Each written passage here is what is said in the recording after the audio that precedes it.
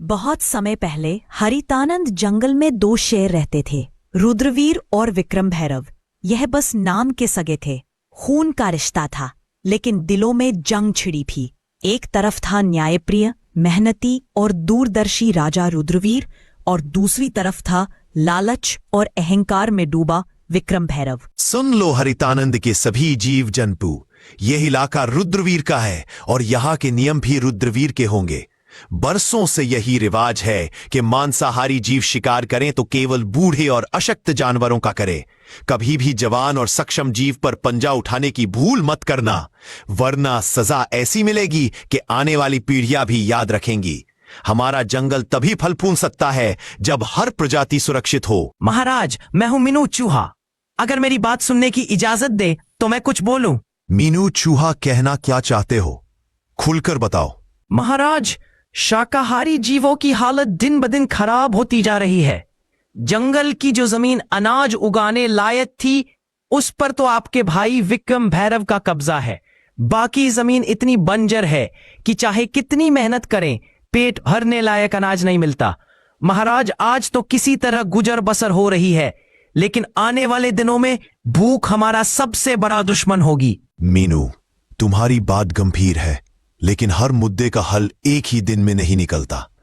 आज के लिए जितना है उसमें सब गुजारा करो। कल का सूरज नई उम्मीद लेकर आएगा। हम इस पर विचार करेंगे और कोई भी अन्याय, चाहे वह मेरा भाई ही क्यों ना करे, बर्दाश्त नहीं होगा। और उधर विक्रम भैरव। क्यों रे फट्टू भेड़िया, इस बार जनगणना का क्या हाल है? कितने शाकाहारी जीव बचे हैं मेरे इलाके में? महाराज, बस एक ही परिवार बचा है, भोलू बकरा और उसका छोटा बच्चा। बाकी तो आपके शिकार में सब खत्म हो गए। सिर्फ 1 महीने में ही आपके इलाके में शिकार ढूंढना भी मुश्किल हो जाएगा। ये क्या बोल रहा है तू? अगर शिकार ही नहीं रहेगा तो हम खाएंगे क्या? भूख से मर जाएं क्या हम? महाराज, यही तो आपको पहले सोचना चाहिए था। जब से आप राजा बने हैं, आपने इतनी बेरहम शिकारी की है कि गिनने के लिए उंगलियां कम पड़ जाएं। अब हालत यह है कि आखिरी बचा शिकार भी आपके बड़े भाई के इलाके में भाग गया है। भागेगा कहां? शिकार मेरा है, चाहे वो भाई के इलाके में क्यों ना चला जाए। आज चाहे आसमान टूट पड़े, मैं उस भोलू बकरा को खाकर ही दम लूंगा। चल फट्टू भेड़िया मेरे साथ। इतना बोल विक्रम भैरव और फट्टू भेड़िया दोनों भोलू बकरा के पास जाने लगते हैं। महाराज, यही है रुद्रवीर का इलाका। भोलू बकरा यही छुपा होगा, लेकिन यह जगह आपके लिए खतरे से खाली नहीं है। खतरा विक्रम भैरव के लिए? यह जंगल मेरी रगों में बहता है। फट्टू भेड़िया और शिकार मेरा हक है, चाहे वो भाई का इलाका हो या किसी और का।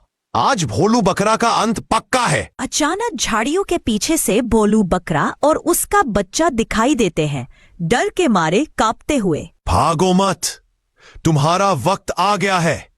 आज तुम्हारी चीखें इस जंगल में आखिरी बार गूंजेंगी। विक्रम भैरव झपटता है, तभी उसके सामने रुद्रवीर आ जाता है। बस एक कदम और ये जंगल तुम्हारे नाम को हमेशा के लिए मिटा देगा विक्रम भैरव। यह इलाका मेरा है और यहां मेरे नियम चलते हैं। तुम्हारे लालच ने पहले ही तुम्हारे इलाके को वीरान कर दिया।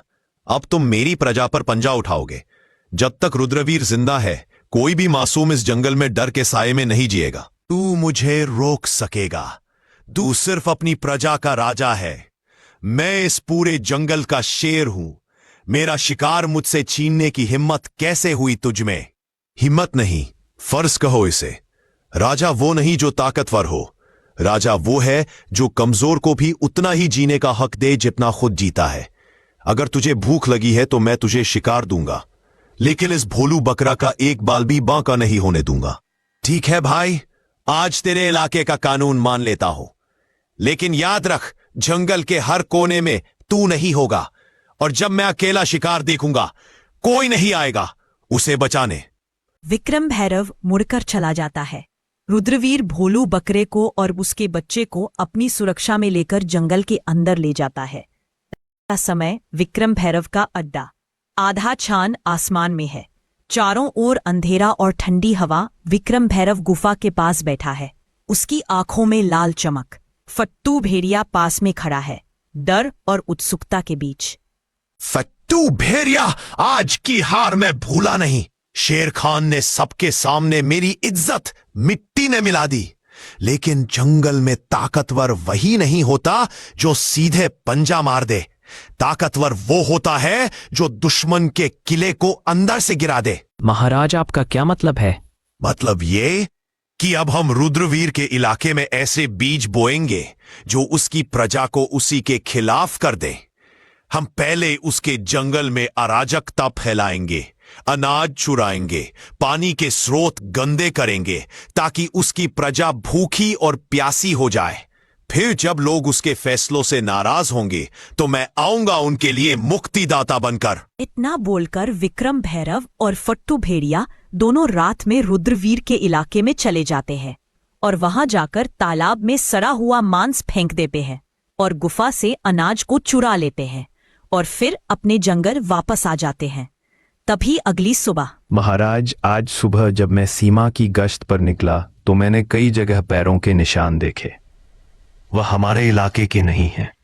ऐसा लगता है कि कोई रात के अंधेरे में आया, चोरी की और फिर वापस चला गया। यह सिर्फ पानी और अनाज की कमी का मामला नहीं है महाराज, यह किसी बड़े षड्यंत्र की शुरुआत है। मैंने अपने कानों से सुना है महाराज, पिछली रात पहाड़ी के पार कुछ अजनबी भेड़ियों की बातें हो रही थी। वे कह रहे थे जब भूख बढ़ेगी तो राजा पर शक खुद उसकी प्रजा करेगी। यह शब्द मुझे बेचैन कर रहे हैं। महाराज, हमें जल्दी कुछ करना होगा, वरना भूख और डर हमारी एकता को तोड़ देंगे।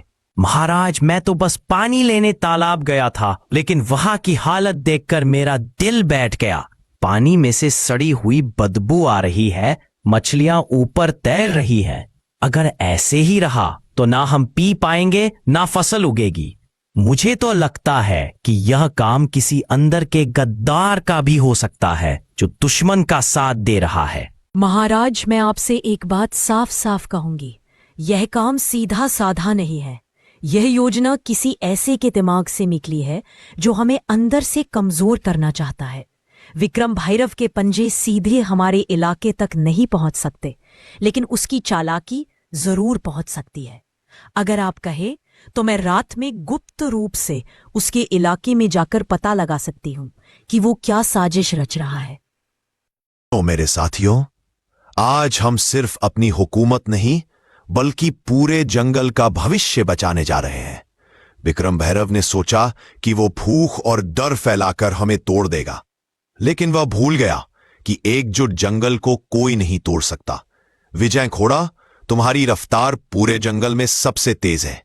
तुम सीमा पार विक्रम भैरव के इलाके के चारों ओर गश्त करोगे और अगर उसकी कोई टुकड़ी हमारी तरफ बढ़े तो तुरंत खबर लाओगे। महाराज, जब तक मेरे पैर में जान है कोई दुश्मन इस तरफ नहीं आ पाएगा। बलवंत हाथी, तुम्हारी ताकत हमारी ढाल होगी।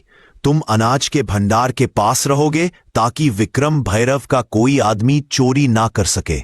महाराज, मेरी मौजूदगी में अनाज का एक दाना भी इधर उधर नहीं होगा। ढोलू गधा लोग तुम्हें कम आंकते हैं, लेकिन तुम्हारी याददाश्त और सहन शक्ति सबसे बड़ी ताकत है।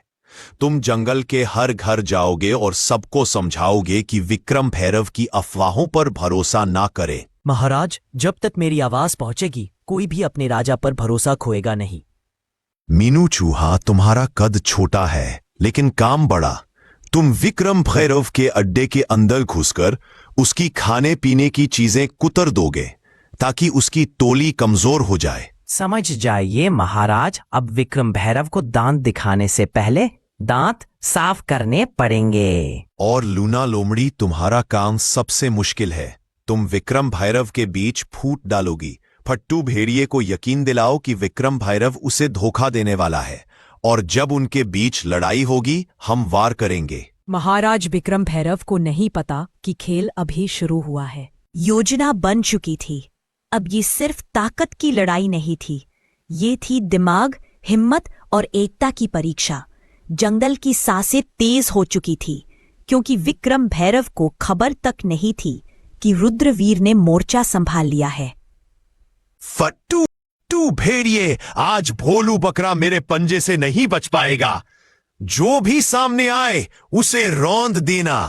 महाराज, रास्ता साफ है लेकिन लगता है कोई हमें देख रहा है।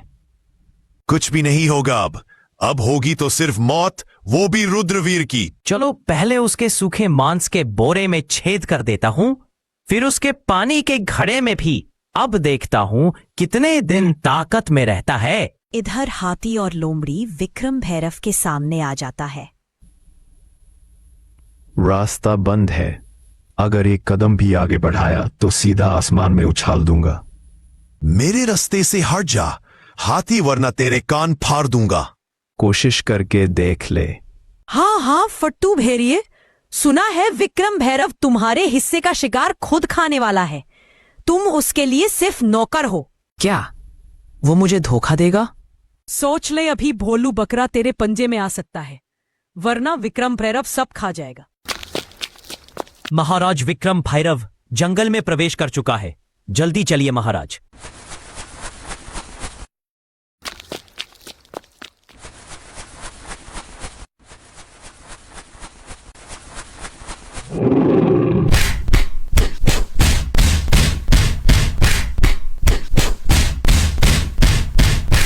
जंगल का कानून भूल गया था।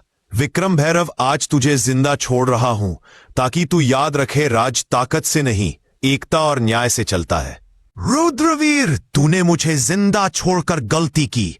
अब मैं जंगल का राजा नहीं, जंगल का साया बनूंगा और तुझे वही खत्म करूंगा जहां तू सोच भी नहीं सकता। विक्रम भैरव, तेरा साथ देकर मैंने कुछ नहीं पाया।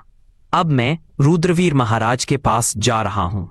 जा फट्टू भेड़िया, पर याद रख विक्रम भैरव की छाया से कोई नहीं बचता। मैं फिर लौट कर आऊंगा।